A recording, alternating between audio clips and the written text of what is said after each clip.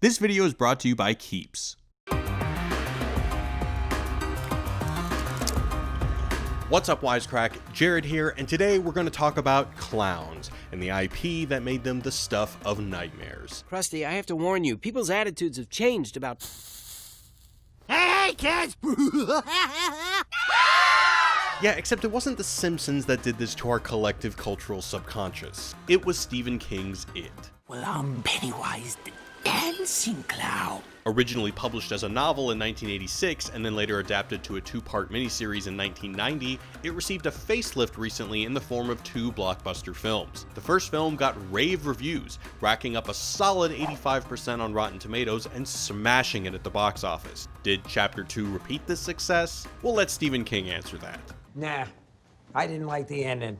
Yeah, it was disorientingly bad. So what happened, Wisecrack? How could Chapter 1 hit it out of the park while Chapter 2 struck out swinging? While we could point to a lot of things, we think the central problem has to do with the way that horror films are structured. Welcome to this Wisecrack Edition on It Chapter 2, What Went Wrong, and spoilers ahead for Chapters 1 and 2, oh, and the book as well. But before we get into it, I want to give a shout out to this week's sponsor, Keeps. You may have noticed that I haven't gotten a chance to get a haircut in the past couple months. At the end of the day, I can live without a visit to the barber. It's not that bad of a problem. However, if I were losing my hair, I know I would do everything in my power to prevent it. Prevention is the key to keeping your hair, and avoiding hats isn't enough. Keeps is an affordable hair loss treatment program that helps you keep your hair. With FDA-approved over-the-counter and prescription medication, Keeps can tailor a prevention plan to your specific needs. You meet with a doctor right from the comfort of your own home, and the medication will be shipped to your front door. Find out why Keeps has more 5-star reviews than any of its competitors and why nearly 100,000 men trust Keeps for their hair loss prevention medication by clicking the link in the description or by going to keeps.com/wisecrack. If you use our link, you can get 50% off your first order, so stop stressing and keep your hair. And now back to the show. Alright, let's dive into a quick recap of the films. It Chapter 1 follows a plucky gang of self-described losers as they navigate the challenges of growing up in small-town America. They get bullied, fall in love, and, oh yeah, get tormented by this guy. As it turns out, the town of Derry isn't quite like other towns. Kids are going missing, including Georgie, the younger brother of our lead loser, Bill. The cause? One very hungry clown named Pennywise. Bill tries to convince his friends to face this cackling menace in order to save his brother, but the group disbands after a seriously messed up encounter at Pennywise's crack house of horrors. Next time we'll be better prepared. No! No, next time, Bill! You're insane! That is until Beverly gets kidnapped, which forces the team back together. They then descend into the sewers, overcome their fears, save Beverly, and defeat Pennywise. Well, for now. Chapter 2 picks up 27 years later, when Pennywise has come back and the gang has to reunite. In order to beat Pennywise for good, the group has to collect items that were important to them from childhood and sacrifice them in some suitably vague Native American ritual. After the team collects their tokens, they meet up to defeat Pennywise. Except that ritual, yeah, didn't work. Did we do it? Did we do it? Yeah, did we do it? We put the tokens in the thing. That's good, right? We did it, right?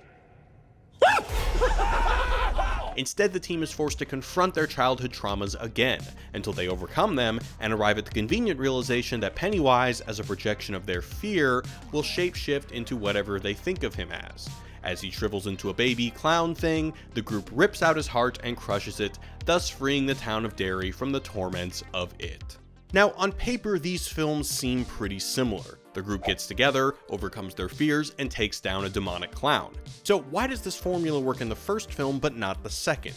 Well, we think it has to do with the way structure and timing work both in horror and in movies at large. As the master of thrills Alfred Hitchcock said, there is no terror in the bang, only in the anticipation of it. And it's precisely this understanding of timing, or lack thereof, that makes Chapter 1 so good and Chapter 2 so bad. So let's dive in. According to screenwriting guru John York, a properly constructed scene should structurally mirror your archetypal 3-act film structure. To York, storytelling is ultimately fractal in nature, kind of like a pattern that repeats itself regardless of the scale. In his book Into the Woods, he writes, "Stories as a whole illustrate complete change. Acts show major change, and scenes minor individual moments. It's in the latter, the single cells of the organism, that a writer's effort is concentrated, for each is a unit of change. And just as a movie is usually told in 3 acts, so can a scene usually be divided into 3 main parts. First, our protagonist wants to do something, only to be thwarted by another character or force of antagonism, before a choice is made and one of those 2 opposing forces gives way. Now, it's important to note that this tripartite structure isn't a hard and fast rule. Frankly, there are as many ways to formulate a scene as there are Fast and Furious movies. That being said, we found that a good scare can usually be broken down in this way, while a bad one usually rejects it. To see this in action though, we need to examine some key scenes from both movies. Perhaps the most iconic scene of both films is the opening scare for Chapter 1. In this iconic moment, we see the 3-part structure pretty clearly. First, let's start with the action. Georgie wants his boat back. To that end, he answers Pennywise's seemingly harmless questions about his life and his friends. I bet you have a lot of friends. 3, but my brother's my bestest. Where's he? Throughout this exchange, we aren't scared per se, but it's easy to say that tension is building. Of course, Georgie is rightly skeptical, that is, until Pennywise insists they're not strangers. Pennywise, meet Georgie. Georgie, meet Pennywise. This launches us into the second phase, reaction. Pennywise insists on building a rapport, and the 2 of them start actually getting on, much to our increased heart rate and dread. They talk about the circus and popcorn. Bop, bop, bop, bop. That is, until Pennywise gets hungry. This is the halfway point of our reaction phase, where momentum shifts and our stomachs really drop to the floor. We then have to watch as Pennywise convinces Georgie to reach into the drain for his boat. Georgie is going to have to make a choice, and that's when the first real scare happens. Yeah, to say the least. It's effective and propels us to our third and final component, turning point. The momentum has shifted, Pennywise has come out on top. As a one-armed Georgie wails and tries to escape, the music crescendos and we are left with one terrifying image. Almost every successful scare in Chapter 1 follows this 3-part structure. Consider the scene in which Eddie strolls past the well house. Naturally, Eddie wants to get the F out of there, while the well house, well, the house has its own ideas. What are you looking for? So Eddie tries to leave, and this is our action beat. But he ends up fumbling his pill bottle. While scrambling to pick up his medicine though, he's greeted by the force of antagonism. In this case, a leper. This is our reaction beat, and it sends Eddie running. The only problem is that he's now running in the backyard of the well house, and oh yeah, there's a chain link fence back there. This is our turning point, where our protagonist and antagonist are pitted against each other. And that antagonist, well, that's Pennywise. Now, that's scary. This payoff is all the more satisfying and scary precisely because it was preceded by mounting moments of terror. Of course, just when it seems Eddie's about to go the way of young Georgie, he finds a hole in the gate and escapes, though undoubtedly scarred for life. But while Chapter 1 is clearly competent at structuring scares, Chapter 2 is quite a bit messier. Let's break down the scene when grown-up Richie returns to his childhood arcade to collect his token. While there, he has a flashback in which he recalls playing video games with another kid, only to have that kid call him out in front of Bowers as gay. Dude, why are you being weird? I'm not your fucking boyfriend. Whoa, why? Then Bowers shouts Richie out of the arcade, leaving him to wander the park. Oh right, and Richie then gets chased by a demonic lumberjack statue. I think I just shit my pants. If you're wondering why this part wasn't particularly terrifying, it's not because the brawny towel dude isn't a little frightening. It's because the film doesn't build into the scare. None of the action in the arcade primes us for this scare, so when our lumberjack comes out swinging, it seems pretty much out of nowhere. But it's not like this lack of an effective 3-part structure is an isolated event in Chapter 2. Whether it's Bill reliving his trauma or Eddie going for round 2 with the leper, each scene reaches a scare in the turning point stage that has nothing to do with the antagonist in the action or reaction stages. For example, let's look at when Ben reminisces about hiding out in a classroom with Beverly. Minus a small false scare here, Oh.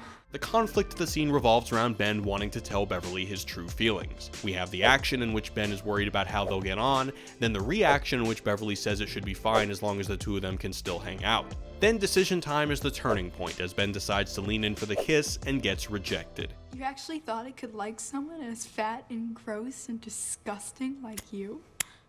And that's where the film attempts to get scary. Out of nowhere, Beverly decides to go all Ghost Rider, which leads to Ben sharing a locker with Pennywise. Confusing, yes. Scary, no. Sure, there might be a 3-beat structure to this scene, but these beats don't build to the final scare, largely because beats 1 and 2 feel like they were ripped from a teenage romance novel. Instead of these beats focusing on a potential scare, they're focused on the will they won't they aspect of Beverly and Ben's relationship. Of course, there are other places in Chapter 2 where the film seems to get this right, only to later throw it out the window. Take the scene where Beverly revisits her childhood home. After Beverly low-key vandalizes her old bedroom to find her token, she sits down for tea with the apartment's new owner, one sweaty older woman in pursuit of a sinister-seeming but unspecified end. But you know what they say about Derry. No one who dies here ever really dies. The conversation starts pleasantly, but quickly becomes uncomfortable when the woman brings up death and starts fanning her corpse-like chest. This is the action phase. Beverly, sensing something is wrong, then tries to excuse herself. The reaction phase. Here, dread is building, as we see Pennywise in a photo and the old woman shimmying naked in the backdrop. One has to give, Beverly or our naked septuagenarian. Unsurprisingly, it's Beverly. The old woman comes out screaming like Baba Yaga and Beverly is on the run. Now, yes, all of this fits York's formulation of action-reaction turning point. The only problem though is that this correctly structured scare was buried in a more confusing series of scenes. It was preceded by a tense flashback of Beverly and her abusive father, and was followed up immediately by a strange conversation with Pennywise. You haven't saved any of them. Taken together, this scare was lost in the mix of different conflicts and rising tensions. So I think it's fair to say that the scene structure of Chapter 1 is one of the film's strengths, while structure in Chapter 2 is one of its weaknesses. But now let's go back to York's concept of fractal storytelling. That is, this 3-part structure repeats itself not just in scenes, but also the film as a whole. Now of course, both films do have a 3-act structure, but what makes Chapter 1 so good and Chapter 2 so bad is the spacing of these scares within their respective acts. Just as every fright needs an earlier setup in the scene, so too does every scary scene need a setup in the act. Too many frightening scenes in a row and you run into a problem of diminishing returns. On the other hand, if there's too long of a drought between your scares, you start to lose the tension in the script. Unsurprisingly, Chapter 1 suffers from neither of these problems, while Chapter 2 suffers from both of them.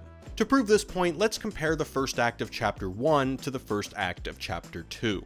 In Chapter 1, the first act runs from the beginning right up until the gang realizes they've all been terrorized by the same clown. Meanwhile, in Chapter 2, Act 1 spans from the opening until Bev tells everyone they're doomed to die and Mike proposes his stupid ritual. The ritual of Chud. So how many scares were contained in each film's first act? In Chapter 1, the answer is a healthy 8 scares, or roughly a scare every 8 or so minutes. In Chapter 2, there are 4 scares, or a scare every 15 minutes. And some of these scenes, well, it's hard to say if they were actually frights. I mean, honestly, is Pennywise showing up to eat a drowning man really a horror scene, or is he just appended to a cliched scene of violent small-town homophobia? Even worse, only one of these scares actually happens to our main cast of characters, when monsters emerge from their fortune cookies. And if you're wondering, no, there's no action-reaction build-up to it. What the f is that, man? Instead of building to periodic scares, the first act of Chapter 2 is unusually obsessed with comedic gags. Okay, I love you, Mommy. What? And exploring the interpersonal relationships between its characters. This wouldn't be so bad, except that it has the weird effect of further diluting what little tension there is in the first act. This general lack of frights in the first act of Chapter 2, however, only creates bigger structural problems in its second act. Typically, Act 1 is used to establish our characters along with their flaws and motivations. In Chapter 1, we learn that Bill is obsessed with finding his missing brother. The Barrens. It's the only place that Georgie could have ended He's up. gone, Bill. While we get to know about the rest of our ensemble cast through their run-ins with Pennywise. Eddie is haunted by a leper and his fear of germs. Time to take your pill, Eddie. Mike is haunted by the fire that killed his parents, and Beverly is haunted by her father and her nascent sexuality. You worry me, Bevy. By combining character introductions with terrifying moments, Chapter 1 manages to keep audiences engaged in its first act and masterfully sets up Act 2, where our characters have to face the forces of antagonism head-on. Unfortunately for Chapter 2 though, the film didn't give us these introductory run-ins with Pennywise until Act 2. That means instead of watching our heroes fight back in the second act, like they did in the well house in Chapter 1, we have to re-watch their character introductions. Worse, because Chapter 2 has to cram these moments all into its second act, the horror feels formulaic and repetitive. Because, let's be real, jump scares aren't great when we watch them back to back to back. With Acts 1 and 2 lagging in terms of plot development, it's no surprise then that the third act of It Chapter 2 also falls flat. As Billy Wilder, the iconic screenwriter from the golden age of Hollywood, said, "If you have a problem with the third act, the real problem is in the first act." Because Chapter 2 didn't give our heroes a proper introduction and goal in the first act, it has to play some massive catch-up in the second act. As a result, when we arrive at the third act, when our characters have to make the choice to stare down our antagonist, we're left feeling like not much has happened. The team goes back to Derry, each one collects their own token, and then they all meet at the well house for the final battle. Let's kill this fucking clown. But without the build-up in the prior acts, this turning point feels anticlimactic. Our group hasn't had to overcome any real opposition, so their decision to face Pennywise doesn't bear the same weight. Worse, because the ritual doesn't even work in the first place, we're wondering why they didn't just face off earlier and save us an hour of time. And that face-off? Yeah, we already watched the group beat the lights out of the clown in the first film. Now you're the one who's afraid. Ultimately, It Chapter 2 is rife with poorly structured scenes that, when combined, make for poorly structured acts that, when combined, make for very disappointed moviegoers. But let us know what you guys think in the comments below. Big thanks to our patrons for supporting the channel and our podcasts. Don't forget to subscribe, and as always, thanks for watching, guys. Peace.